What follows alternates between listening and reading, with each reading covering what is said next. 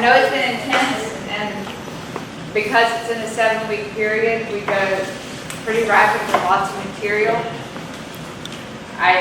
Please take that into account when you do your course review, that this wasn't my way of setting up the course. It's kind of where my course got put. So it does make for long days, but I try to do the best I can of getting it in and getting the hours in and not making it too bad. All right. Just walk straight across the film. Prosthetic training. What we're going to talk about here today are several things.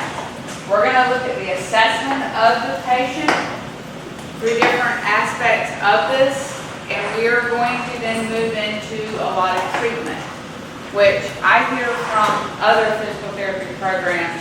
Sometimes they feel like they get out there and they have to do evaluations but don't know where to go after they figure out what the issue is. So hopefully today's lecture will not only help you look at really quick some great ways to assess individuals with prosthesis, but then to turn around and figure out how to help them function with them to their maximum ability. As you know, comorbidities are important. Because you can't set realistic goals if you don't know some of the other factors affecting your ability to function. And I would love to say that it's only straight in education, but most of the individuals you're going to be working with have a lot more medical history than a straight amputation. They usually have all kinds of other medical conditions, like let's look at cardiopulmonary issues like high blood pressure. That's a sign that you can't do too much of intensity of work. And hopefully you watch the videos with Bob Daly and look at his. And again, I love his work. He is wonderful and does lots of good work. But he works with the higher elite individuals that usually don't have as many comorbidities as some of the patients you're going to see. So you don't want to put somebody with high blood pressure through a really strenuous activity. It doesn't mean we can't get them up walking. You just don't want to stress them considerably. Circulation issues. Even if my right leg was amputated because of vascular issues, and they tell me, oh, every time I had claudication pain, it was in that right leg. I'm fine now. I don't have any problems. Do you think their left leg has any circulation problems? Yeah, first. Their right leg was just worse, so it onset first. So now that we're making the left leg do a lot more work, you're going to end up having claudication pain there. And you're going to find that once they start to use the prosthesis and bear weight through it, that the other leg is usually going to be the limiting factor for what they can do. So you do need to keep that in mind. You need to monitor it and help them with that. Looking at other orthopedic issues.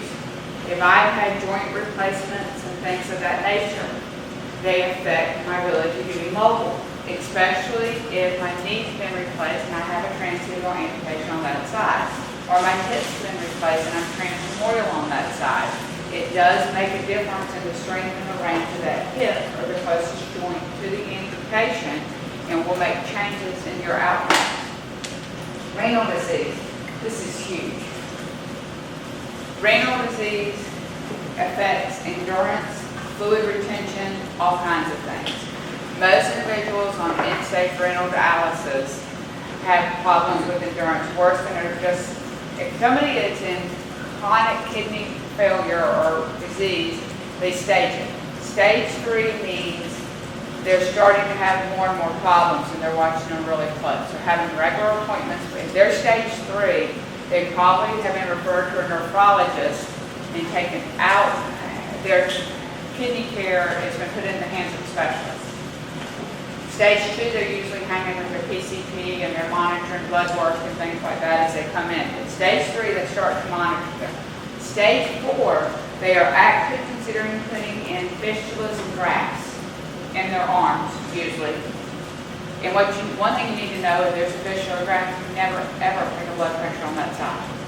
Ever. Because if you crush that, it's a lot of work. Because when they go in surgically and put that fistula or graft in, they usually have to wait anywhere from 6 weeks, usually close to 3 to 6 months before they can use that graft. So if I need a dialysis tomorrow and I don't have a graft, they would put a port in my chest, which is a high risk for septic infections throughout the whole system, okay? So they don't like using the port.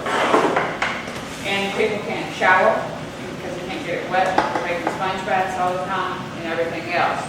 But they put ports in once they're in stage 4, even if they don't have dialysis yet. So if you see a stage 4, you want to ask during your evaluation if they've already had a graft or a fistula placed. Because if they have, you need to put it in your notes of precaution. So do not take a blood pressure in the right upper extremity, left upper extremity, wherever it is, okay? Because you don't want to crush that fistula or that graft so that they then have to start over and have another surgery to have it placed. The other thing is energy expenditure. They are always tired. You need, one thing when you're asking about their comorbidities, when you see it on it, I always question, okay, talk to me if you're already on dialysis for a while, or when you get home from dialysis, let's say you're on Monday, Wednesday, Friday dialysis, do you go to sleep and sleep the rest of the day? Do you go home and take a nap? What do you do after dialysis? In other words, how much is it wearing you out? Because that's part of your goals and your thought process here. If they're one of the individuals that goes home from dialysis, and you can tell them, don't do it. If they're that tired, because dialysis wipes them out, because it is very taxing. That's not going to change. You can help to build their endurance by exercise and activity, but it's not uncommon that these individuals still have less energy on those days. Why does dialysis, why is it so taxing? All right, when my kidneys fail, okay, the kidneys, as you know, filter the blood, okay? They fit the clean blood that they want me to keep circulating through my body still, and the excess is what turns into urine. It goes to your bladder and you pee out. They're not making urine. Their kidneys are no longer working, filtering their blood, so their blood is unclean. So what they do at dialysis is they have 2 needles in their fistula graft area if they have a graft. And one pulls the blood out, puts it through the machine. They weigh them in. So there's a weigh in and a weigh out. Okay, and we'll talk about weight of the prosthesis with that.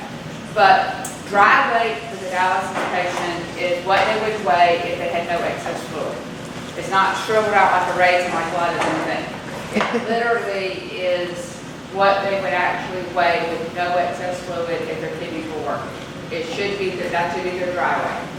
Okay? So when they come in, they weigh them, and they do it in kilograms.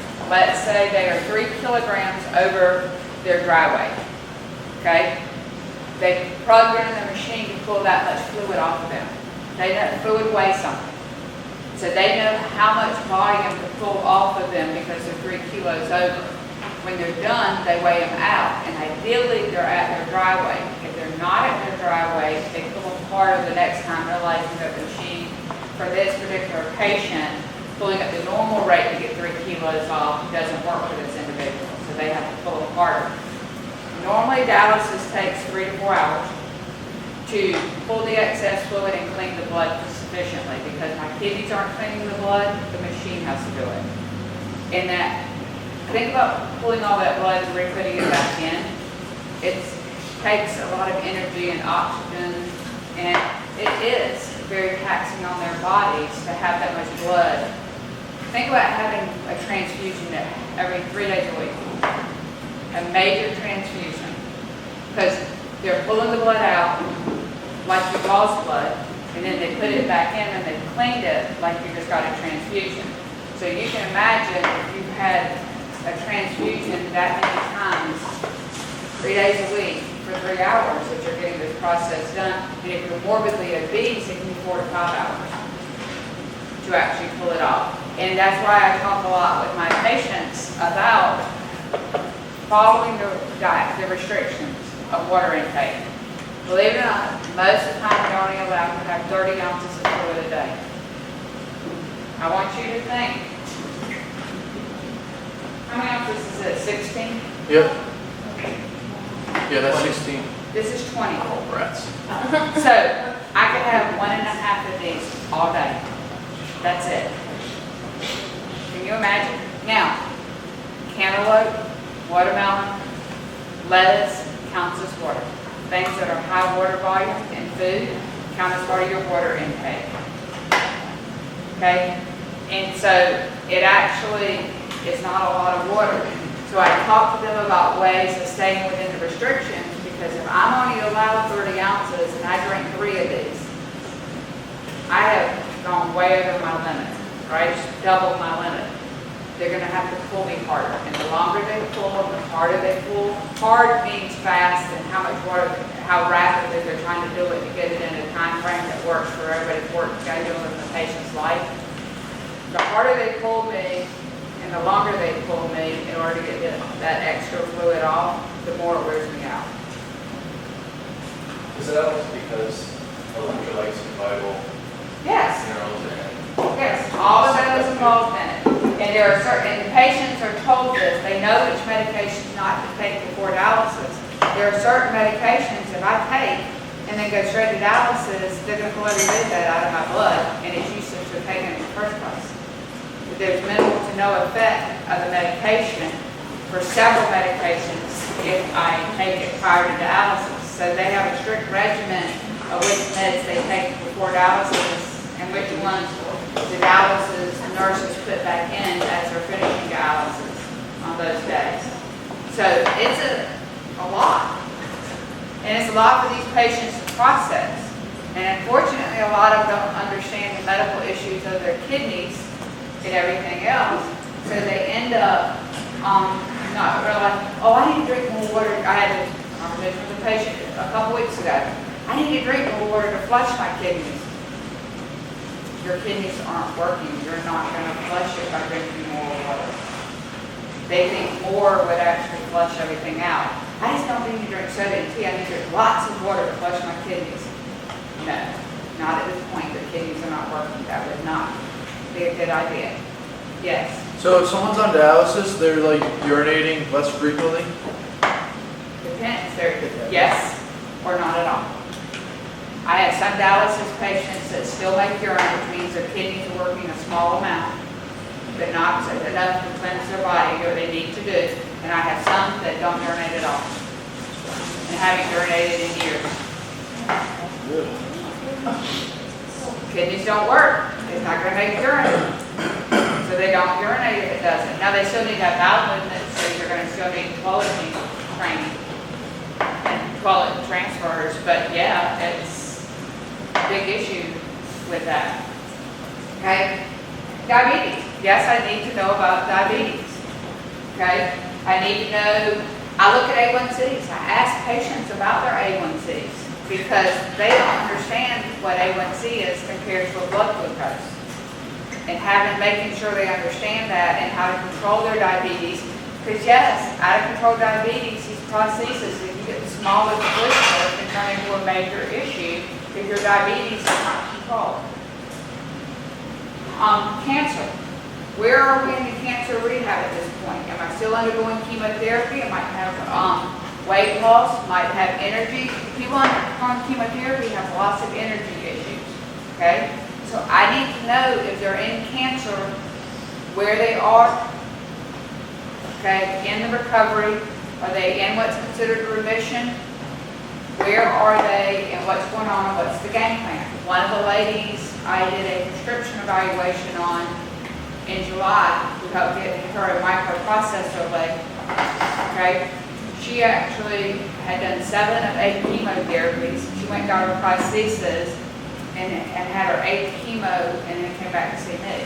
Is it going to affect her energy and what we're doing right now? Yeah. She's just finishing up chemo and yes, it wipes her out more right after the chemo because she's hospitalized for 3 days. They do the chemo and then they let her go home. But she's wiped out and she still has a lot of energy issues right now. So it's going to change my expected progression of time and outcomes. I can still get high outcomes, but I have to anticipate longer time. Okay? Vision. I have taught blind people to walk with prosthesis.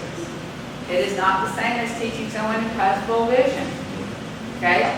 So you need to know what their vision is like. Is it fully blind? Are they impaired? Can they not see the right side? Out there, do they have cataracts and they look through little tunnels? what's going on, what is their vision like, because it can change a lot about your evaluation. Prior functional status, this is critical. Not do I need to know that they could walk independently. I asked them if they could say they've been on a walker, how long have you been on the walker? Oh, about 2 months before my amputation due to the wound. What were you doing before that? How far could you walk? How often did you walk? What kind of devices? Right? They say they used a cane. Did you use the cane in the house? Or did you only use it when you left the house?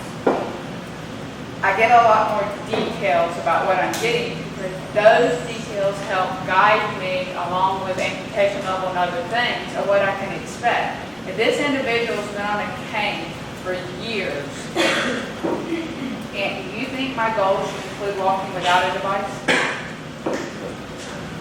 Is it possible that that could be achieved? Yeah, but that's not where I'm going to set my goals. If I get to that point of the cane and I go, look, I think we could do more. I can do a research. I ask for a higher level. But I'm not going to set myself up for failure of getting them off a device they've been on for years. Okay, until when they're starting something even harder. They're starting to learn to walk with a prosthesis and an artificial leg. And not only now am I going to throw this artificial leg in there, I'm also going to ask you to get off that device you've been on for years. That's crazy, guys. You need to know those things so that you can set that as your, what I call your ceiling right now for goals. And like I said, if they get there and you think they have potential to go beyond that, then we'll address that at the research time, not at my initial eval. Okay? You need to determine their history of falls and why they're falling. So if they tell me they've fallen, one of the questions we have to ask on ours is required for all of our evaluations for kind of outpatient rehab, ortho or neuro. You have to ask if they've fallen in the last 6 months. If so, how many times? And I go a step further and say, why did you fall? Did you forget the prosthesis? Did your leg was amputated? If they've fallen once they've gotten the prosthesis, with the prosthesis on or off, I try to find a causative factor and realize what's causing these. Did your leg give out? Did you get dizzy and lightheaded? Did you black out? What's going on? Because one answer might send me to do orthostatic hypertension checks, and the other answer might talk about safety issues of how they're transferring and what they're doing when the leg's on versus off. Okay? So knowing that history of falls more than they have fallen helps guide me in my directions and what I'm going to do with them. Okay? Do they exercise regularly? This tells me a lot about their energy expenditure. If they're not a regular exerciser, I'm probably going to still introduce exercises and talk to them, but I'm going to take it from a different approach than someone who already exercises regularly. Okay? And it does change what I do. Do they work?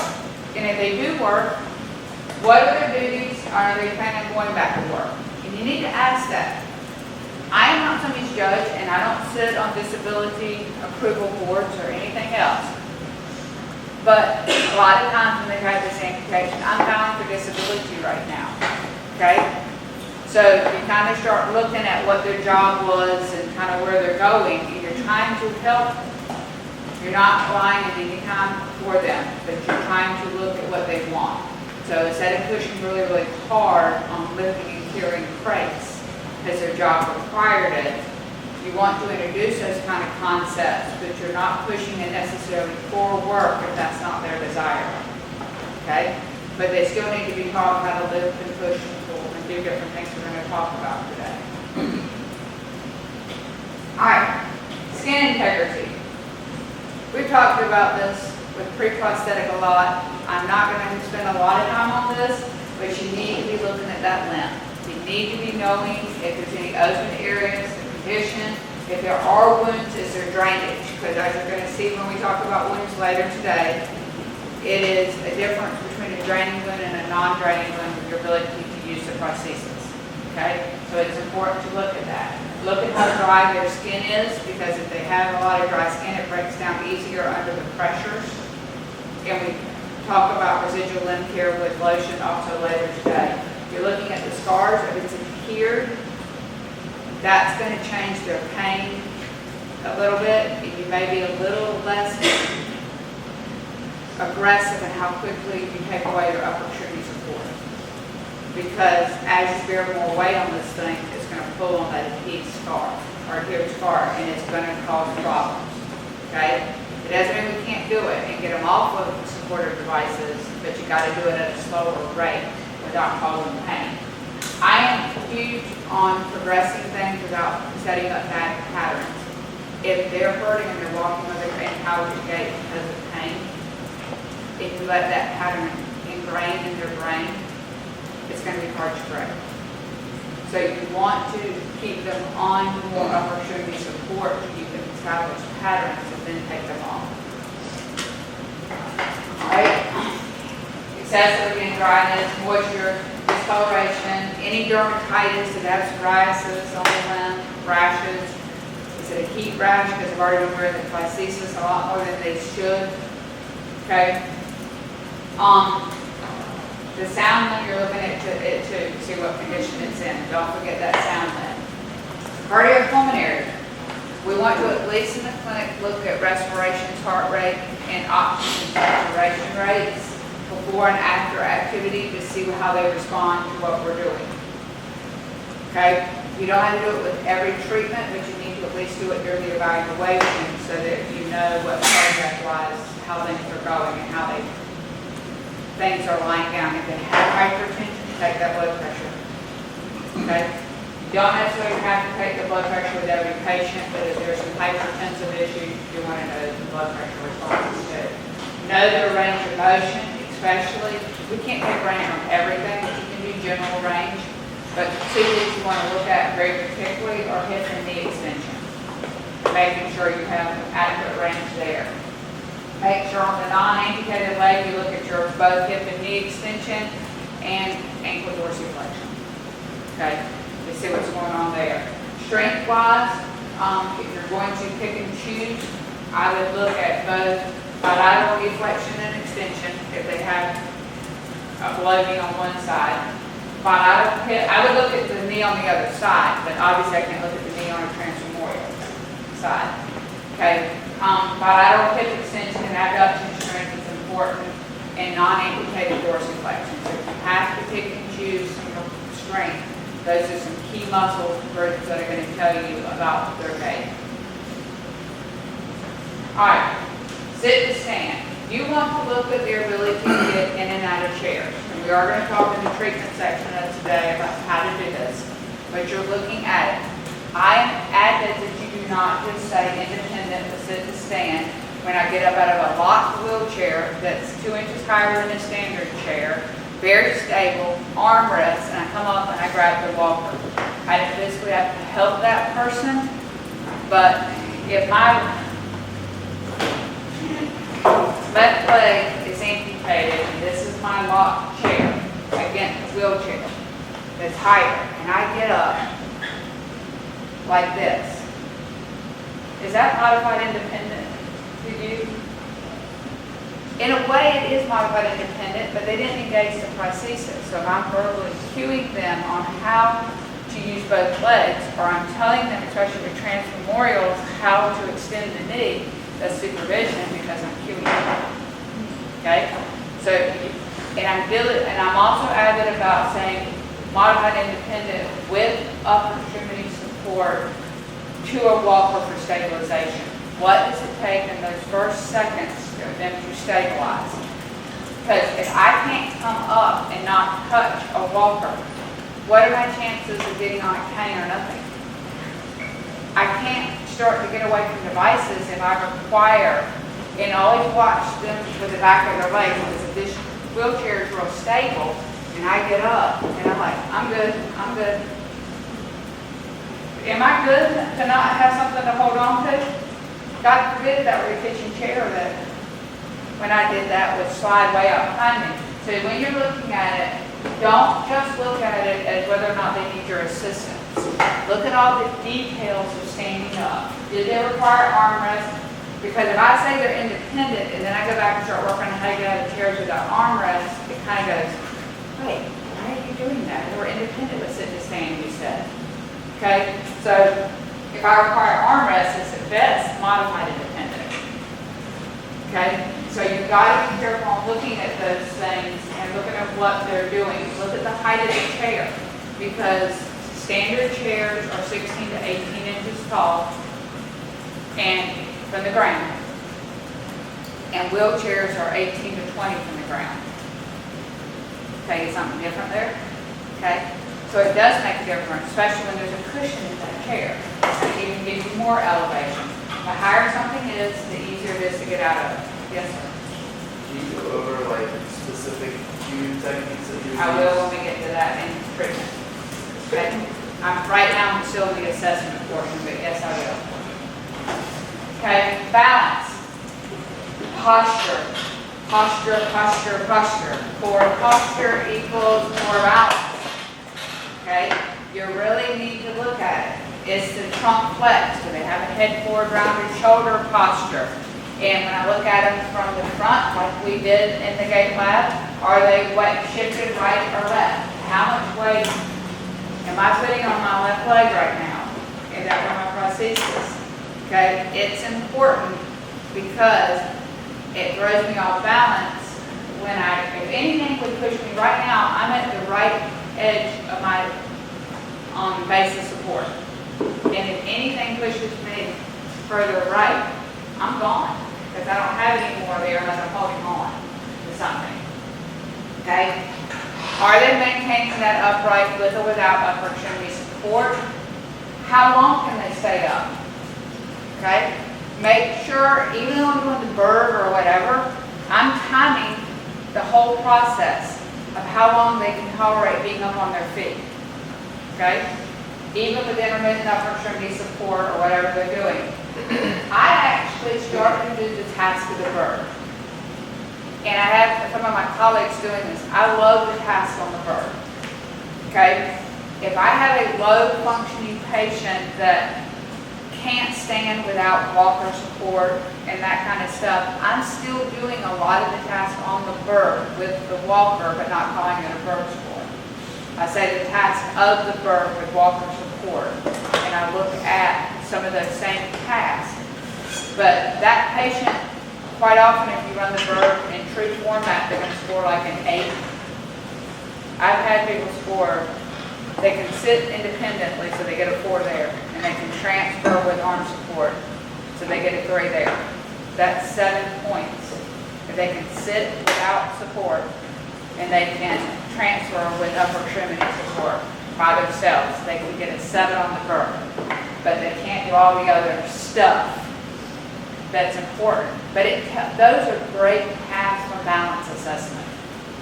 It includes the reach and all kinds of other stuff. Yes? How much are you taking into the power sway? There what? Your sway with the bird? Your postural sway? That comes, I think, sometimes with a lot of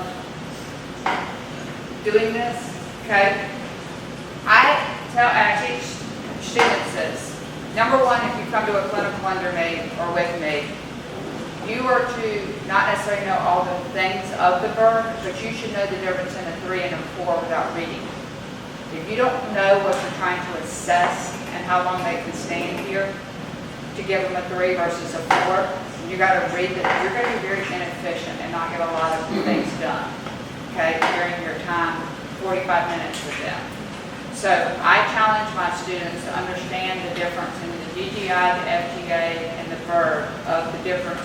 If I can read the title and go, oh, I need to check static stance. I need to check reach.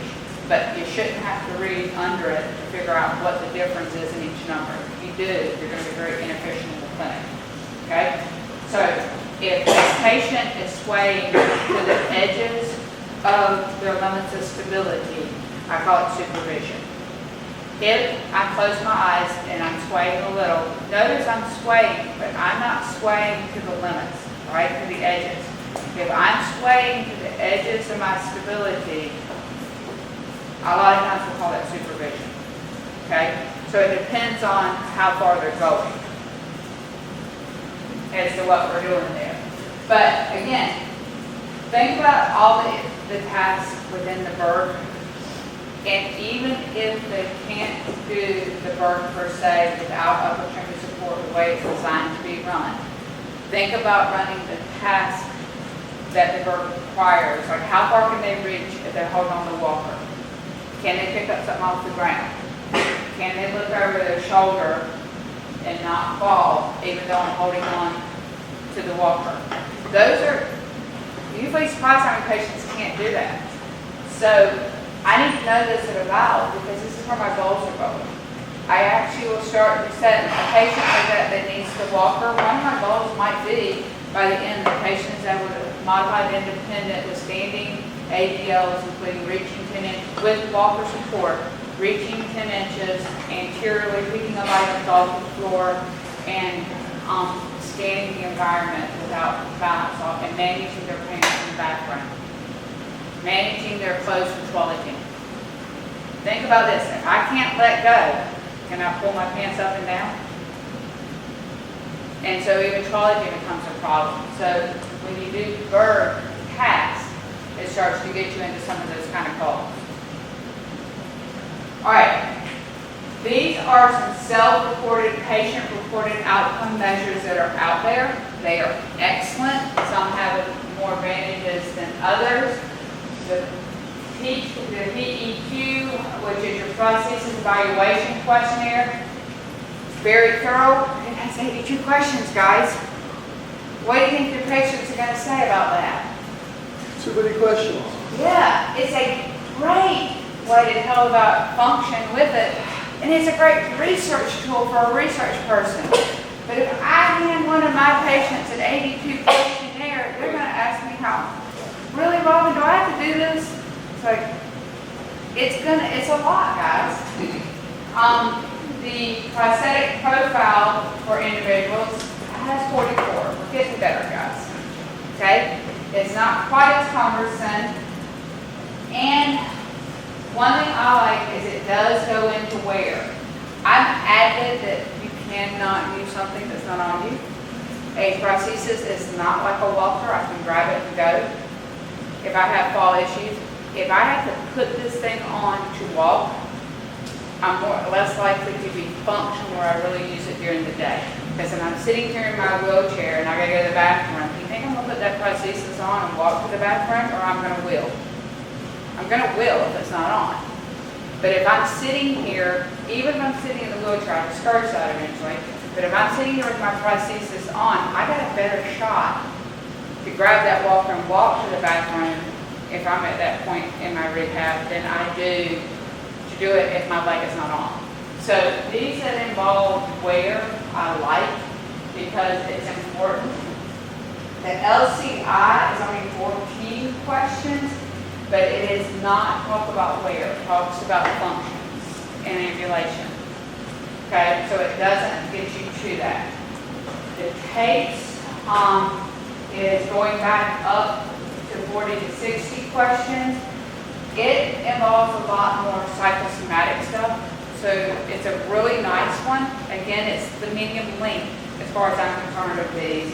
Being the top one, the 82 question, long assessment. But the case is good because if you have someone undergoing a lot of depression and you think that's a huge factor in your rehab, it's covers a lot more than some of the other ones. The plus is a collection of outcome measures and mobility and stuff. It's a good one, but it's, again, one of the more medium length ones. The dash is specific for the upper extremity. So it's a good upper extremity one. All right, gait. You want to look at velocity. You've heard that in other courses. You're hearing me say that. Gait, you must measure velocity if you all can. I went to a gait course with some of my colleagues, and we used to not measure gait velocity on anyone that had required any assistance. And we had this discussion with a gait guru, not prosthetic, but a gait guru national. And her opinion, and we started with this practice in our office, is that unless you are doing something that changes the speed of the walk, like I'm having to advance a leg, doing something that changes their walking speed, even if I'm assisting them to stop a fall, but I'm not really changing the walking speed, it is still valid to measure, in her opinion. And we've started that practice, that unless, like I said, if I'm doing something, realize that if your patient, if you have a thought that they're not going to be able to go the 10-meter walk test, okay? If you know the 10 feet, you can do it. If you're starting if they're walking slow, you don't have to have as much ramp up, ramp down, okay, if they're going really slow. My patient the other day was walking at 0.41 feet per second. Doesn't require much ramp up and ramp down, guys. I can actually start 1 to 2 feet in front of it and at the end of it, and I'm perfectly fine. I could not do that with my one walking 2.0 or better feet per second. I need more ramp up, ramp down. Just realize that gait velocity does not require 10 meters every time, okay? We as a practice in my office decided to go more with feet per second because you see more changes. Meters per second, it's hard to see the numbers change much. We can see a lot more with feet per second, so we are biased and like that. The AMP Pro is good. I know it's used to determine their K level to help them with getting a prosthesis or a new prosthesis, but the AMP Pro is still a really good test to actually run at the beginning and the end for an evaluative techniques, because look at what we did in it. You're stepping over things, you're changing walking speed, you're looking at quite a few things. So the AMP Pro can give you a good, well-rounded score. The Champ, that one's a high-level one. That one you want to do with your runners and some of your fast guys. It's a lot of cuts and movement patterns to it in order to tell those kind of things. The tug is really good for some of your patients. The reason all these are up here, do I expect you to run them off? No, but you've got to be able to know that one patient that's slow and the tug's a better test, and this high-functioning running guy, the Champ's a better test for me to use. I got to be able to figure out, based on what I'm seeing here, of which of these tests to pull, because it's not good for every single person with an amputation. Now, the L test, it is different than I'm going to try and stay in the view of the camera here. L test states a chair that has no arms, okay?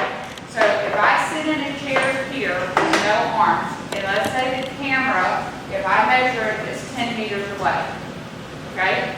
What you do with the L test is we get out of the chair, I'm timing to stand up too. So I hit the timer when they start to arise from the chair.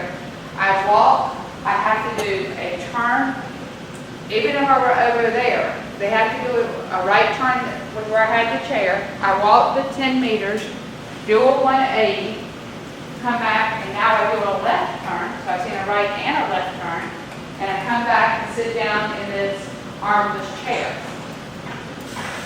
The L test is great, and you can set good measures for it. There's not a lot of testing yet from the research standpoint about what it tells you. Like the tug tells you less than 13.5 seconds is higher fall risk, over 30 seconds is dependencies and ADLs. Okay? The L test doesn't have those kind of standards set pretty right now. I like to do the DTI, the modified DTI, that went for a while but didn't take much. The reason the modified DTI is nicer is it actually times things, and it's not as subjective to the tester. It tells a lot more, putting you in categories. The modified DTI is the same task, but there's some timing stuff to it that makes it a little more helpful. The FDA should be right in there right behind it. Now, how do I decide between a DTI or FDA? If they're using an assistive device, I'm going to lean towards the DTI. And if they're not using an assistive device, I'm going to lean towards the FDA. Precisely. A lot of the things on the DTI and FDA are the same, but the assistive device helps guide me. And I use make sure, obviously engage and tell them what device they're walking with, but also look to see how much they're weight bearing with their arms. If I'm on a walker and I'm leaning on the walker heavily versus light touch to it, it tells me a lot about the difference in it. So not only do you want to make note in your evaluation of what device they're using, but you also want to look at how much they're putting weight through their arms. Okay? You want to look at, obviously, the distance they go and the assistance level. That's no different than any other assessment for individuals in PT. You can do 2 or 6 minute walk tests. They're really, really good. And for some reason, you can't probably back to the back at the bottom. Okay? But the 2 and 6 minute walk tests are really nice. I had a guy who was morbidly obese, and yes, morbidly obese because we weighed him again when he came back to see me last week for evaluation. Transfemoral amputation. Okay? 40 years old. And he has a very heavy-duty prosthesis, and you're figure out why. No prosthesis, everything taken out of the picture except his body weight, 387 pounds. Okay? Big fella. And he goes, right, I need to work on my endurance. So which test do you think would be a good one for me to look at? Because he's been walking on this walker, with a walker in the prosthesis, and he's starting to do stuff. He's working out at some bodybuilding gym, a bodybuilder, not just a gym, it's a power gym or something. So I did a 6 minute walk test on him. And I told him the rules. I was like, look, if you sit down and rest, I don't stop the timer. I want to see how far you can walk in 6 minutes, but every minute second you're sitting is part of the 6 minutes. Okay? So you get to rest anytime you want. Okay? He refused to rest. But he walked the whole time. 190 feet. 6 minutes, 190 feet with the walker. Wow, he's involved, as you can tell. Okay? Tells me a lot. It helps me set goals with that gentleman. Okay? So, you got, again, can I run a 6 minute walk test on everybody when I have 45 minute about? I cannot do all these tests, and if I run a DPI or FDA during the 6 minute walk test, I throw the 6 minute walk test on. Some tests I can combine. I can do the FDA and get gait velocity. Right? I can do that. I don't have to do gait velocity and then start my FGA. I got the first thing for the FGA automatically as soon as I do gait velocity. If somebody is walking, give me 1 second. If I know their gait velocity is 2 feet per second, and I did it during a 10-meter walk test, but it comes up that their gait velocity is 2 feet per second, how long does it take them to walk 20 feet? 10 seconds. 20 divided by the 2.0 feet per second takes 10 seconds. So I know how long it takes to walk 20 feet, even though I did the test at 10 meters. As long as I know their walking speed in feet per second, I can tell you how long it takes to walk 20 feet. It's simple math. Yes, sir. What's your thoughts about using a lower extremity prosthesis and like a treadmill or elliptical or something like that? Is that a good idea? I put a guy yesterday living above me. I had a guy that said, all right, we're going to teach you how to use a treadmill over at the gym so that you can actually work on it as a training measure. Okay, I'm not sure this is on one of the slides of how to use a treadmill, so I will cover this now. First off, make sure they're getting on and off of the sides, not the back of the treadmill, because if the belt rolls while they're stepping up or stepping down, it can cause a fall. So never get on or off the treadmill from the back where the belt is. That's a big no-no. Okay? Get on from the side. And you do the same thing that they would go up a curb with. Hopefully, if you're putting on a treadmill, you put least address curves. Okay? I would hope not if you were doing that. All right, guys? All right. I tell them, especially when they're first starting, to straddle the belt. Okay? Put on the safety lanyard on their wrists or on their clothes, but they must use the safety lanyard. Okay? Most of them are like, so what? I don't even know what it is. Okay? I actually get them to put the speed where we think it would be. So the guy yesterday, we put it at a half a mile an hour. Okay?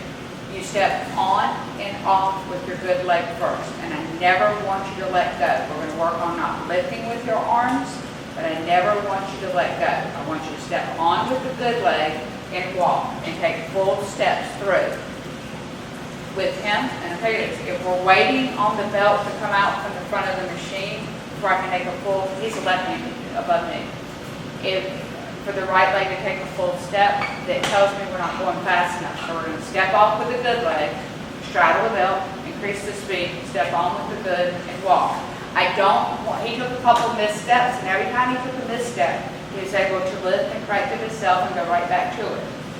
And he wasn't in danger. I was straddling behind him with the gate belt on, but after the first 20 seconds, I knew he was fine. I let go of the belt.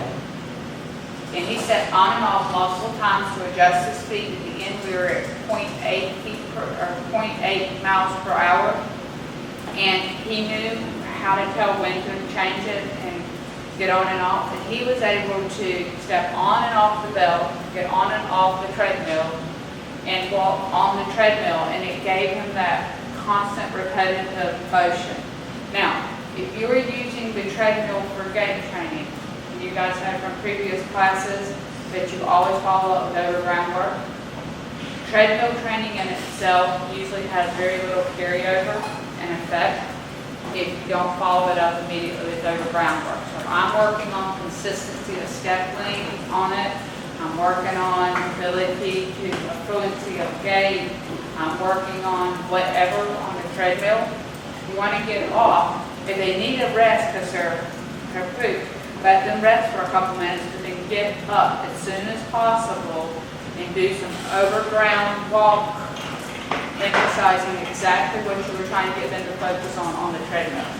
That's how you get the best carryover for anyone, amputee or otherwise. Okay? If you're doing treadmill training. You knew that, right? Right on. Did that answer your question? Yep. Okay, we're about going to do quick assessment stuff, and then we'll take a break, especially since we started a couple minutes late. Okay? Deviations.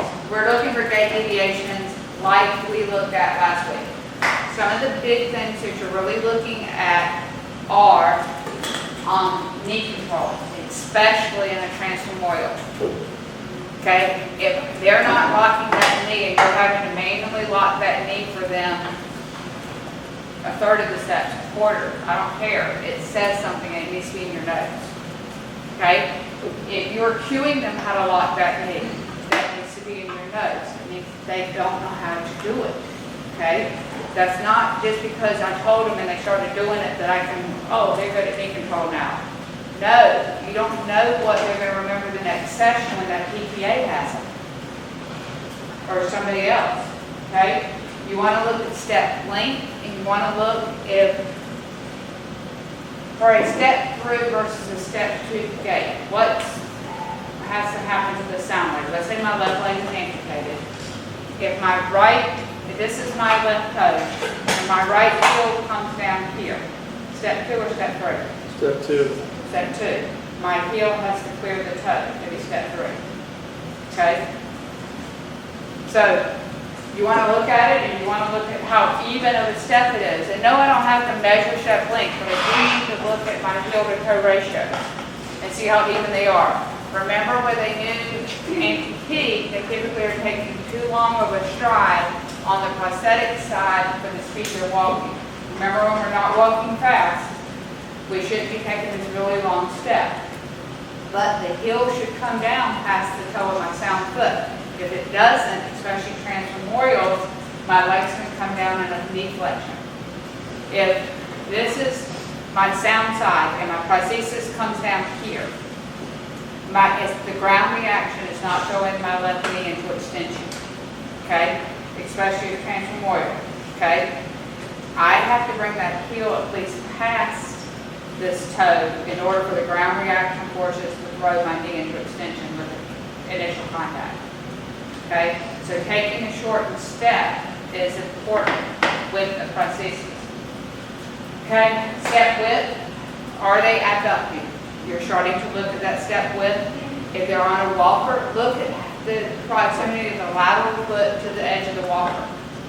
If my prosthesis is within an inch of the walker and my right leg is 3 to 4 inches off, what does that tell you? Even if there's not a line on the ground.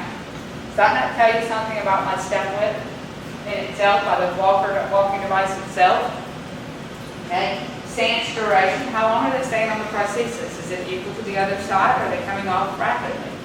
Okay, swing phase, how are they advancing the leg? Are they hip hiking and coming down with the heel?